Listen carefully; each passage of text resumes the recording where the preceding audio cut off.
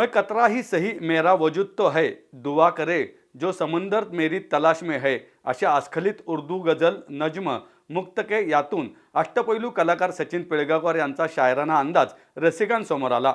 पाठोपाठ कवी गीतकार वैभव जोशी यांच्या सोबतीचा करार या मराठी गझल कविता नज्म सादरीकरणाने आईना गझलची मैफल रंगली आहे। अंदाजे शायरीमधून सचिन यांच्यातील उर्दू प्रेमी शायराचे आणि कलावंताच्या संवेदनशीलतेचे दर्शन घडले। अमित वायकर यांनी त्यांच्याशी संवाद साधला। उर्दू विषयीचे प्रेम अभिनेत्री मीना कुमारी आणि शायर मजरूह सुलतानपुरी या गुरूंमुळे निर्माण झाल्याचे सचिन म्हणाले। आजकाल चलता है खूब मेरा बोलबाला, मुझको बुरा कहने वाले तेरा मुँह काला, अशी हलकी फुलकी रचना ही सचिन यांनी पेश केली। आईना गझल मैफिलीच्या सुरुवातीला मुशायरा गझल रंगमध्ये वैभव जोशी, वैभव देशमुख, ममता सपकाळ आणि ज्ञानेश पाटील यांनी सादरीकरण केले। सुरेश कुमार वैराळकर यांच्या ओघवत्या निवेदनाने कार्यक्रमात रंगत आणली। दुसऱ्या सत्रात राजेश रेड्डी यांनी बजमे सुखन सादर करत शायरीतून वेगळा विचार मांडला। तिसऱ्या सत्रात गायिका प्राजक्ता सावरकर शिंदे यांनी नगमाए गझलच्या माध्यमातून गझल पेश केल्या।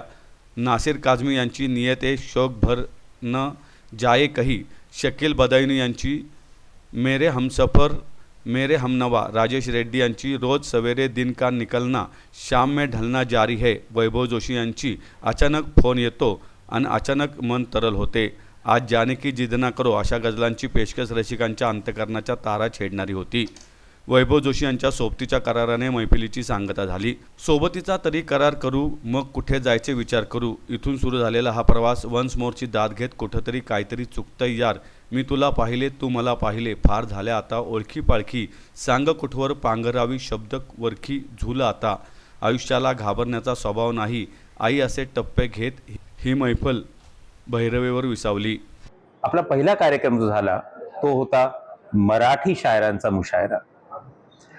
उर्दू, मराठी, गुजराती, बंगाली आता कितीतरी भाषांमध्ये आता गझल पोहोचली आहे आणि कुठल्याच भाषामध्ये आपण असं म्हणता येणार नाही की गझल उर्दूमध्ये श्रेष्ठ आहे आणि मराठीत श्रेष्ठ नाही आहे। आज आपले जे 4 कवी होते त्या सगळ्यांनी दाखवून दिलं की मराठी गझलमध्ये किती ताकद आहे, लोकांचा प्रतिसाद आणि वेगळे वेगळे विषय।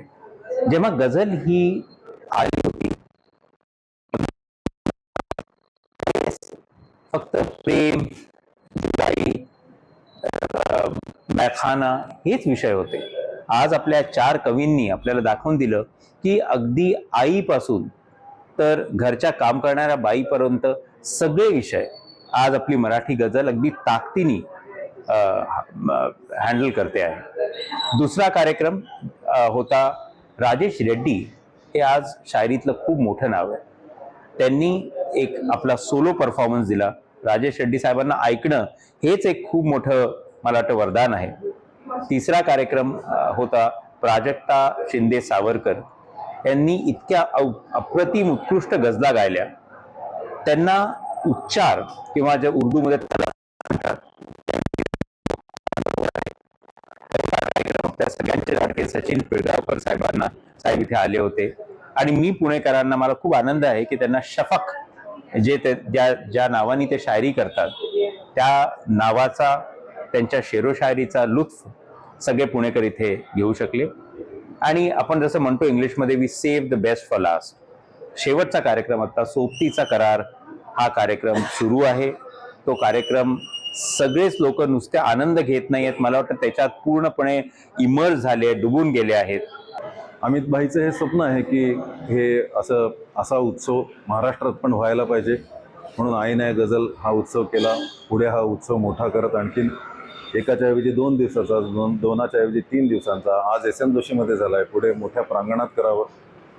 मराठी, हिंदी, उर्दू शायरांनी एकत्र यावं आणि एकमेकांबरोबर एक्सचेंज करावेत आपले विचार, एकमेकांना आपल्या रचना ऐकवाव्यात, त्याचबरोबर त्याच्यावरती मंथन व्हावं आणि एकोपा वाढत राहावा, माणुसकीमधला एकोपा वाढत राहावा आणि अशीच ही कम्युनिटी पुढे वाढत राहावी, लिहिणाऱ्यांची, ऐकणाऱ्यांची आणि सर्वात महत्त्वाचं म्हणजे पुस्तकं वाचणाऱ्यांची। तर या कार्यक्रमाचा सहभाग मला होता आलं हा खूप आनंदाचा भाग आहे, कारण मी अमित भाईबरोबर 1-1.5 महिन्यापासून याच्या तयारीत होतो आणि आत्ता हा सगळा संपूर्ण उत्सव संपला। लोकांनी प्रचंड भरभरून प्रतिसाद दिला। नमस्कार, मी प्राजक्ता सावरकर शिंदे।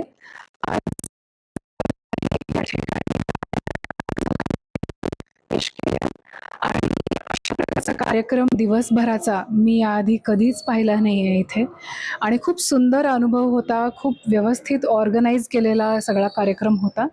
तर खूप मजा आली आणि अजून अजून असे कार्यक्रम हवेत अशी मी आशा करते. धन्यवाद. एक रसिक म्हणून तुमचा काय अनुभव या कार्यक्रमात? रसिक म्हणजे तर अगदी इतके सुंदर कार्यक्रम होते. सकाळपासून रात्रीपर्यंत सगळे रसिक श्रोता इथे आहेत आणि आनंद घेत आहेत.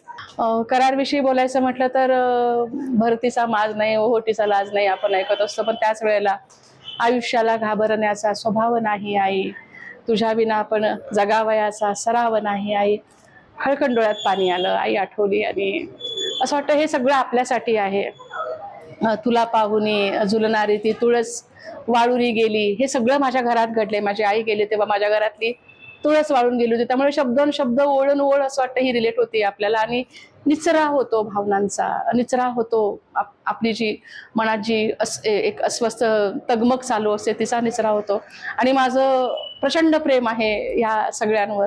सो हे सगळे कार्यक्रम होत राहावे. आज पहिल्यांदा मी अमित सरांना भेटले, अमित वाईकर सरांना, आणि त्यांच्या वडिलांविषयी तर मी काय बोलणार, पण ते स्वतः सुद्धा त्यांनी इतकं वाहून घेतलंय गझल किंवा ह्या काव्य प्रकारासाठी आणि त्यांचे आता येणारे उपक्रम खूप सुंदर असणार आहेत आणि मी त्याचा भाग आहे याचं मला खूप छान फिलिंग आहे हे.